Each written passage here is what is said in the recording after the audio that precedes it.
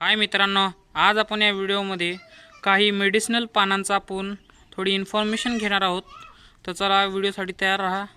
हे जे पान बघत आहात याला स्वीट बॅसिल असं म्हणलं जातं. आमच्याकडे याला आम्ही मेंटसचं पान असं म्हणतो.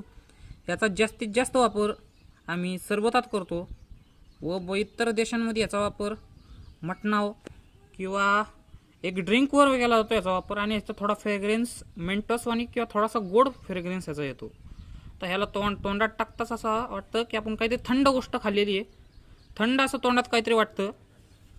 तर तुम्हाला जर का सरबतात जर का चांगली चव आणायची असेल तर तुम्ही हे पान टाकू शकता. तर चला आपण पुढचं पान बघूया.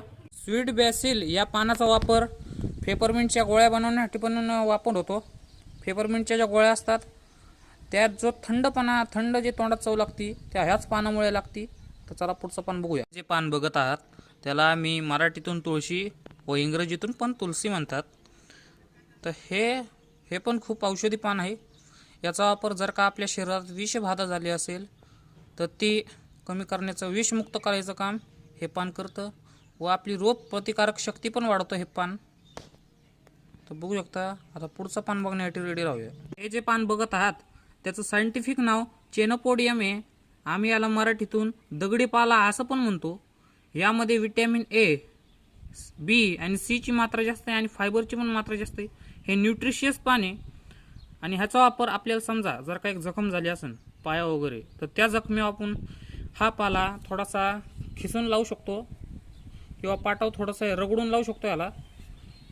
तर हे लीफ आहे ना खूप चांगली आहे आपल्या जखमेवर लावण्यासाठी. एका बँडेजवानी काम करते ही नॅचरल. तर चला पुढचं पान बघूया. बघू शकता हे जे पान दिसत आहे त्याला इंग्रजीतून बेटल लीफ असं म्हणलं जातं. मराठी भाषेत म्हणलं तर याला नागिनीचं पान किंवा विड्याचं पान असं म्हणलं जातं. हा असा थोडासा ओल्ड टाईपचा शेप आहे याचा, असं बघू शकता. आणि याचा वापर जास्तीत जास्त औषधांमध्ये केला जातो. लाईक खोकला आपल्याला येत असेल तर ह्याचा काढा किंवा ह्याच्यात थोडी साखर टाकून गिळून खावं, यामुळे आपला खोकला जाऊ शकतो. तर चला पुढचं पान बघूया.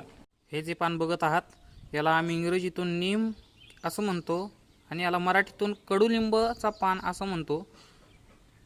ह्याची थोडी चव अशी कडू लागते आणि याचा जास्ती करून वापर कॉस्मेटिक्समध्ये होतो. लाईक कडलिंबाचं तेल, कडलिंबाचे इतर ज्या गोष्टी असतात क्रीम वगैरे, जेल वगैरे त्यात वापर होतो.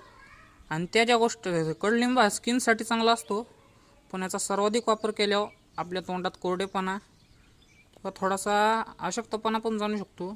त्यामुळे याचं सेवन प्रमाणात करावं व हे पान शरीरासाठी पण खूप